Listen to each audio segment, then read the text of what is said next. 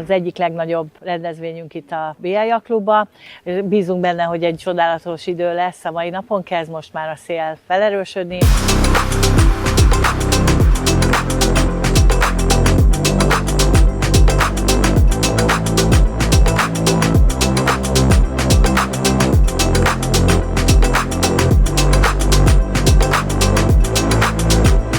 Nagyon jól indult a versenyünk, 26 egység nevezett a 9. Lerle Kupa Schneider BMW nagydíjára.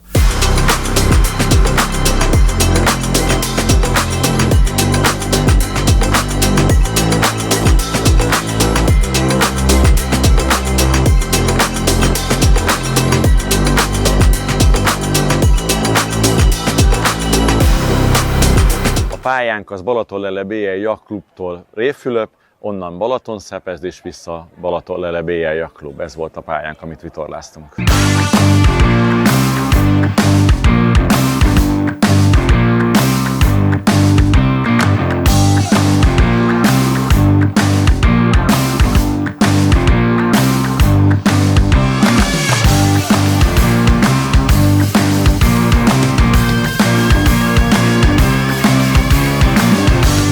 A BL Yachtklub egy új élményt hozott be az életembe, mert ilyen sebességgel még én nem tudtam száguldozni a Balaton hullámain. Nagyon-nagyon komoly sebességgel mentünk, nem akarok hazudni, de 80 km/h biztos.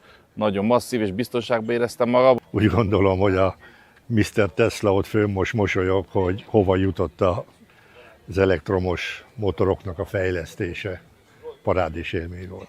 Nagy élmény volt. Nem mentem még ilyen hajóval, úgyhogy élveztem. Hát nagyon gyorsan megy, egy elektromos hajóban nem is láttam ilyet még. Csak ugye benzinesbe. Focira koncentrálok, minden nap edzés van, hétvégén meccsek, aztán a lazulás, meg hajózás, horgászás. Igen, nagyon szeretem a Balatont és Magyarországot is. Én nekem a Balaton az egy ilyen szerelem, tehát egy nagy élmény. Mind a Bence, mind a Marci, mind a Palkó szívesen jönnek. Ugye nem csak a Monikának a jó főztje miatt, hanem azért, mert tényleg szép és finom a víz.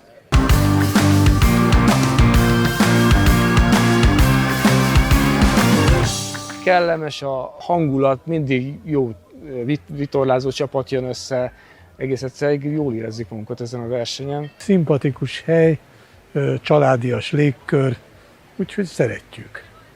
Maga az étterem, illetve a wellness, illetve a szállásunk is, hogy az év 365 napjában nyitva van, és ugye ez a panoráma, ami minket körbeölel, ez mindenkit visszahúz és visszaránt ide, illetve vannak még rendezvényeink minden évben, minden nyáron, télen vannak téli regattáink, és ezekre várunk szeretettel minden külsős és bármilyen vendéget.